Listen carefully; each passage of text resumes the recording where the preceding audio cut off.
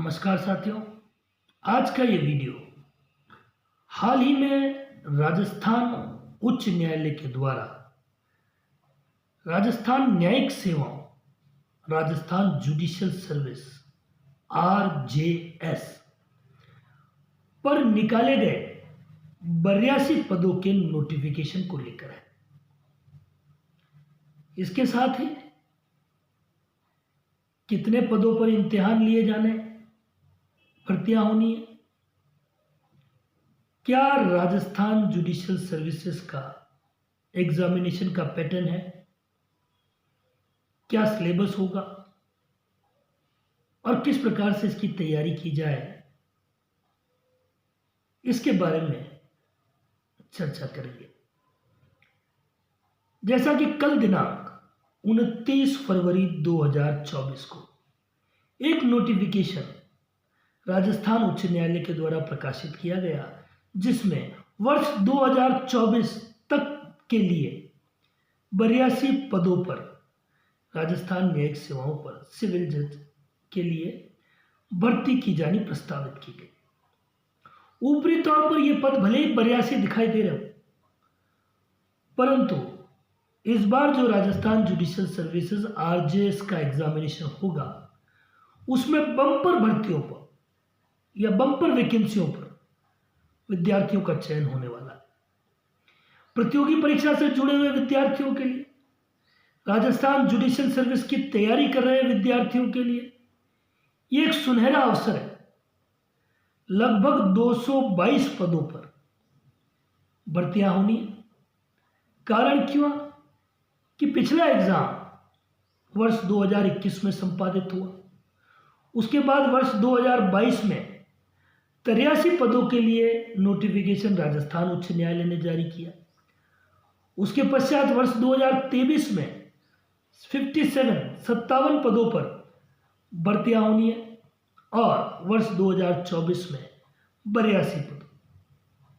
तो इन 3 वर्षों से राजस्थान न्यायिक सेवा में परीक्षाएं आयोजित नहीं की गई और यही कारण है कि इस बार बम्पर भर्ती 222 पदों पर राजस्थान न्यायिक सेवाओं पर होनी है। तो RJS के विद्यार्थियों के लिए, प्रतियोगी परीक्षा के विद्यार्थियों के लिए, न्यायिक क्षेत्र में अपने भविष्य को ढूंढ रहे विद्यार्थियों के लिए ये एक सुनहरा अवसर होने वाला है।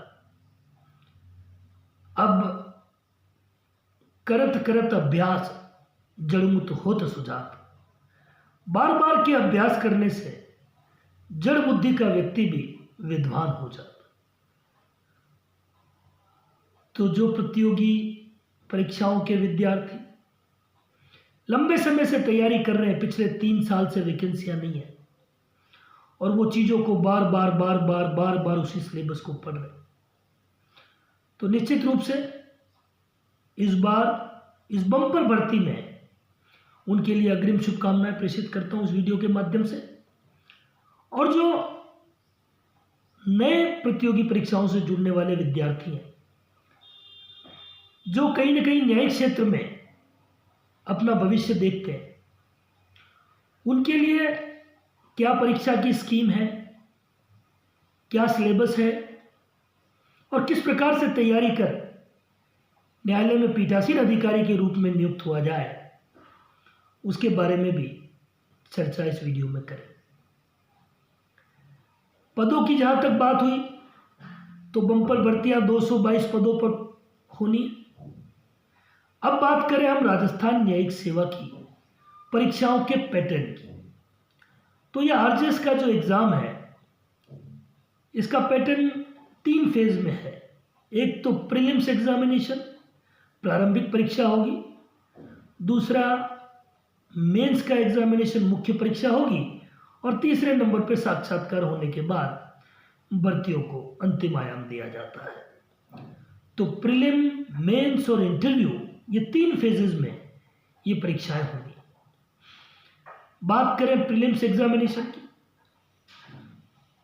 तो प्रीलिम्स एग्जामिनेशन में 70% वेटेज लॉ के पेपर्स में, लॉ के सब्जेक्ट्स को दिया जाता है और 30% वेटेज, जिसमें से 15% हिंदी ग्रामर और 15% ही अंग्रेजी ग्रामर के रूप में वस्तुनिष्ठ प्रश्न पूछे जाएंगे। सारे ऑब्जेक्टिव प्रीलिम्स में ऑब्जेक्टिव पैटर्न पर परीक्षा होगी। मान लीजिए 100 प्रश्नों का पेपर बनता तो 70 प्रश्न तो विधि के विषयों से पूछे जाएंगे और 15% हिंदी और 15% अंग्रेजी के माध्यम से पूछे जाएंगे, अंग्रेजी विषयों पर पूछे जाएंगे। जो विद्यार्थी इस प्री परीक्षा को पास करें उनके लिए मेंस में लिखित परीक्षा देने का अवसर उन्हें मिलेगा और वहाँ पे लिखित परीक्षा में प्रश्नों का पैटर्न अलग अलग है। छोटे प्रश्न 50 से 60 शब्दों के, 30 से 40 शब्दों के प्रश्न और 300 शब्दों से अधिक के प्रश्न पूछे जाएंगे। वो एक लिखित परीक्षा है और उसके बाद जो लिखित परीक्षा में उत्तीर्ण होगा उसका साक्षात्कार लिया जाएगा और अंतिम भर्ती को रूप दे दिया जाएगा। बात करें आरजेएस के सिलेबस की, तो सिलेबस जहां तक विधि के विषयों का संबंध है तो करीब 18 विषय इस सिलेबस में शामिल किए गए हैं। वर्तमान में जैसा कि आप सभी जानते हैं कि वर्ष 2023 में भारतीय संसद ने 3 आपराधिक कानून पास किए जिन्हें राष्ट्रपति जी की स्वीकृति भी मिल गई और अब वे कानून 1 जुलाई 2024 से संपूर्ण देश में लागू भी होने हैं। ऐसी स्थिति में जो ये 3 नए कानून हैं ये भी संभवतः राजस्थान न्यायिक सेवा के सिलेबस का भाग बनने वाले हैं। इस संबंध में 8 मार्च को एक मीटिंग कमेटी की होनी है राजस्थान उच्च न्यायालय में। तो मेरा ऐसा मानना है कि सिलेबस पर चर्चा होकर इन 3 नए आपराधिक कानूनों को सिलेबस में जोड़ दिया जाएगा। इसके अलावा अगर बात करें तो सिलेबस की तो सीपीसी सिविल प्रोसीजर कोड पूछा जाना है। भारत का संविधान भी सिलेबस में शामिल है।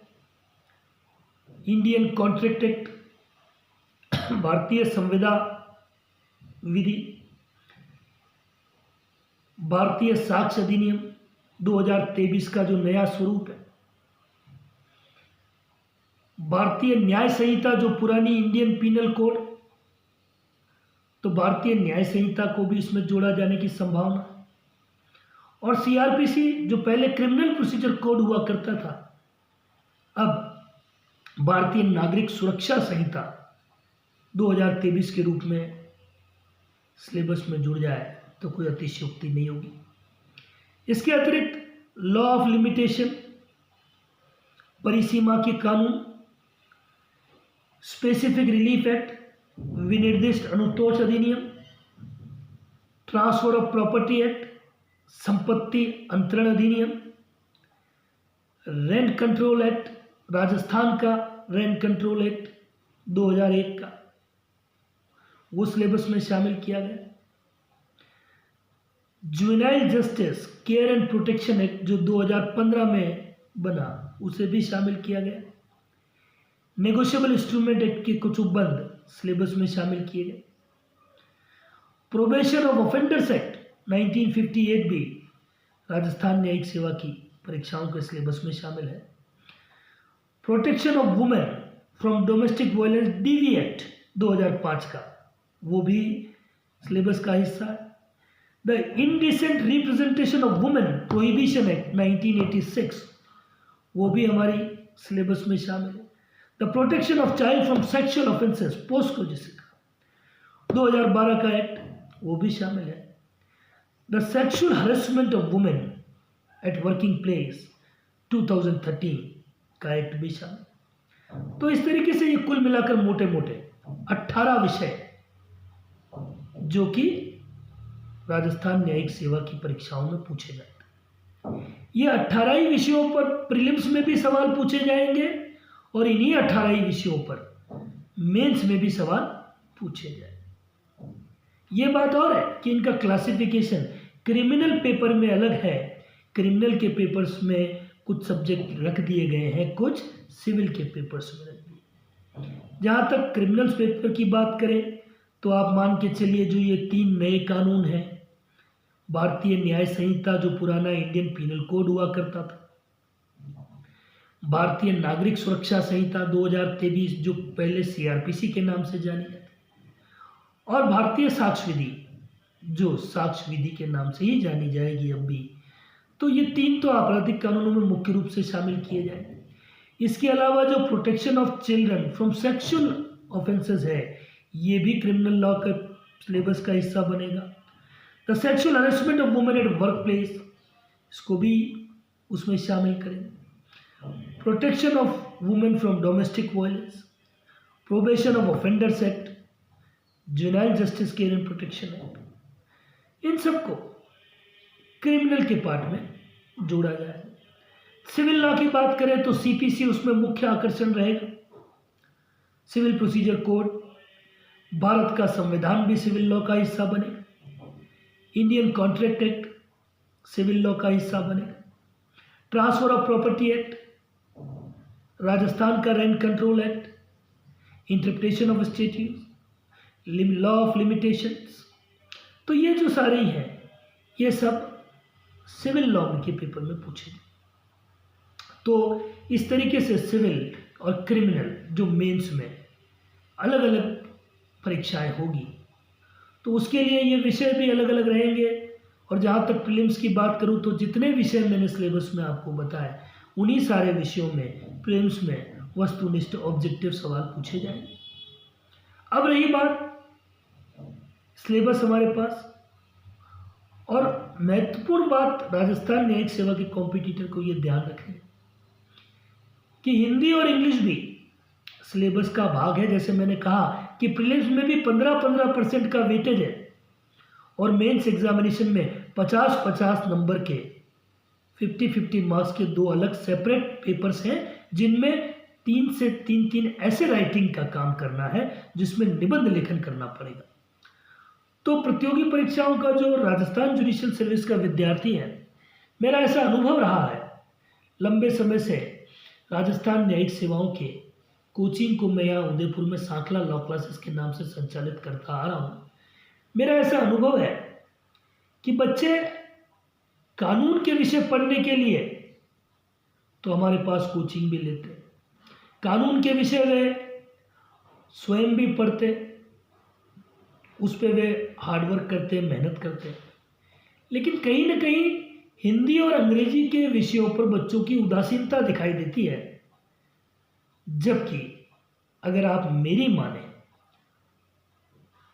तो अगर आपको कोई सिलेक्शन देगा आरजेएस में, तो वो मुख्य रूप से हिंदी और अंग्रेजी विषयों पर जो आपकी पकड़ है वो देने वाली है। विधि का तो वेटेज है ही है, लेकिन अंग्रेजी और हिंदी को अनदेखा नहीं किया जा सकता है। इंग्लिश और हिंदी के मैं सभी विद्यार्थियों से हमेशा कहता हूँ कि कोई भी 12th स्टैंडर्ड की हिंदी और अंग्रेजी की किताब खरीदी जाए, सिलेबस के अकॉर्डिंग में ग्रामेटिकल पार्ट में जो जो भी बातें हैं उनको नोट करके कम से कम 1 घंटा रोज हिंदी और अंग्रेजी को दिया जाए। अगर एक न्यायिक सेवा का कॉम्पिटिटर है, वो दिन में 6 से 8 घंटे या उससे अधिक अपनी स्टडी करता है, तो मेरा मानना है कि कम से कम 1-1 घंटा उसे रोज हिंदी और अंग्रेजी विषयों पर भी देना चाहिए। अगर वो ऐसा करता है और उसके अतिरिक्त 6 घंटे विधि के विषयों पर देता है, तो ऐसे प्रतियोगी परीक्षा के विद्यार्थी को सफल होने से कोई रोक नहीं सकता। लेकिन व्यवहार में यह देखा गया है कि हर लॉ के सेक्शंस तो बच्चे पूरे के पूरे याद कर लेते हैं, सारा ही वे पढ़ लेते हैं, समझ लेते हैं, उसके बाद उसे पूरा मेमोराइज भी कर लेते हैं। लेकिन कहीं ना कहीं वे हिंदी और अंग्रेजी में चूक कर जाते कि इसको बाद में करेंगे, बाद में करेंगे और बाद में। और आप सब जानते हैं कि बात कभी नहीं होता है। जो काम छूट गया है वो छूट ही जाता है। इसलिए हिंदी और अंग्रेजी को आज से ही 1-1 घंटा देना शुरू करेंगे, प्रारंभ करेंगे। और जितना समय अगर हम हिंदी और अंग्रेजी को दे रहे हैं तो आपको 25% ये मान लेना है कि अपना जो भी टाइम शेड्यूल है उसमें 25% आप हिंदी और अंग्रेजी को दे दीजिए और 75% शेड्यूल आप विधि के विषयों पर छोड़ दीजिए। अगर इस माइंडसेट के साथ तैयारी की जाएगी तो सफलता निश्चित रूप से मिलेगी। एक बात मैं और इस वीडियो के माध्यम से प्रतियोगी परीक्षा से जुड़े हुए विद्यार्थियों से कहना चाहता हूं कि हम विद्यार्थियों की एक सबसे बड़ी कमजोरी होती है कि हमने जैसे कोई एक्ट आज स्टार्ट किया पढ़ना, तो हम क्या करते कि आज हमने सेक्शन 1 से सेक्शन 25 पढ़ लिया या 1 से 50 पढ़ लिया, तो कल हम 51 से लेकर चालू करते हैं, 51 से लेकर आगे पढ़ना शुरू करते हैं। फिर मान लीजिए कल हमने 51 से 100 पढ़ लिया, फिर हम 101 से 150 पढ़ना शुरू करते हैं। ऐसे ही हम आगे बढ़ के पूरा एक्ट खत्म करते हैं। इससे होता क्या है कि हम आगे आगे वाले सेक्शन याद रह जाते, पीछे जो भी होता है हम भूलते चले जाते। मेरा आप लोगों से आग्रह है, कॉम्पिटिटर से विशेष रूप से, जो सीरियसली अपने गोल को अचीव करना चाहते हैं, जब भी एक्ट खोलेंगे सेक्शन 1 से ही पढ़ना प्रारंभ करेंगे। 1 से आज 25 पढ़ा है तो कल वापस 1 से 30 पढ़ेंगे, 1 से 40 पढ़ेंगे, परसों फिर 1 से 40 से 45 पढ़ेंगे। 1 से ही स्टार्ट करना है, फिर 1 से 100 तक जाना है। समय जरूर लगेगा। Rome was not built in a day. हथेली पर सरसों नहीं उगा करती है।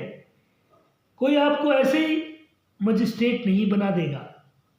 इसके लिए आपको कड़ी मेहनत भी करनी पड़ेगी। आपको चीज़ों को याद रखना पड़ेगा। सिलेबस तो हमारे ये 18 सब्जेक्ट ही है और ये 18 सब्जेक्ट पढ़ना कोई बहुत बड़ी बात नहीं है, लेकिन 18 शब्दों को याद करना, दिमाग में रिटेन रखना, यह चुनौतीपूर्ण कार्य है।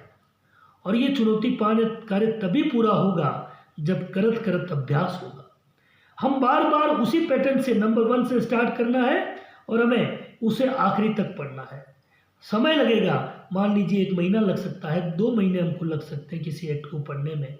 लेकिन अगर हमने आज 2 घंटे किसी एक्ट को दिए हैं तो कल भी हम 2 घंटे उसी एक्ट को देंगे, 1 से पढ़ेंगे। परसों भी 2 घंटे उसी एक्ट को देंगे, सेक्शन 1 से पढ़ेंगे। इसी तरह 2 घंटे हम अगले किसी और एक्ट को देंगे, 1 से पढ़ना शुरू करेंगे। ऐसे करके यकीन मानिए कि 6 से 8 महीनों में हमारे कई सब्जेक्ट्स तैयार हो जाएंगे और जो बड़ा सब्जेक्ट है, बहुत सारी धाराएं, वो आप पाओगे कि 6-8 महीने बाद आप 1-1.5 घंटे में ही पूरा का पूरा 1 से लेके 500 सेक्शन तक आप पढ़ लो। लेकिन इसके लिए आपको दृढ़ निश्चय करना पड़ेगा, आपको डेडिकेशन अपने जीवन में लाना पड़ेगा, नियमित रूप से एक टाइम टेबल के साथ स्टडी करनी पड़ेगी। अगर ऐसा करेंगे तो निश्चित रूप से आने वाले पदों में आप राजस्थान न्यायिक सेवा के पदों पर आसीन होंगे। ऐसी शुभकामनाओं के साथ कुछ जानकारियां मैंने आपको दी। आगे भी जो ये नए कानून बने हैं राजस्थान जुडिशियल सर्विस के लेक्चर्स में, मैं यूट्यूब पर भी आपको आके इस बारे में जानकारी दूंगा कि पुराने कानूनों में और नए कानूनों में महत्वपूर्ण बदलाव क्या हुए हैं, अब कॉम्पिटिटर्स को किन किन चीज़ों को पढ़ना चाहिए और किस प्रकार से ये जो नए और पुराने के बीच की खाई है इसको पाटने का पूरा प्रयास करेंगे। आज के वीडियो में इतना ही। आपको मेरी बात अच्छी लगी हो तो हमारे चैनल को सब्सक्राइब करें, लाइक करें, जिससे आने वाले समय पर भी महत्वपूर्ण विषयों पर जानकारी आपके समक्ष रख पाऊँ। आज के लिए पर्याप्त है। धन्यवाद।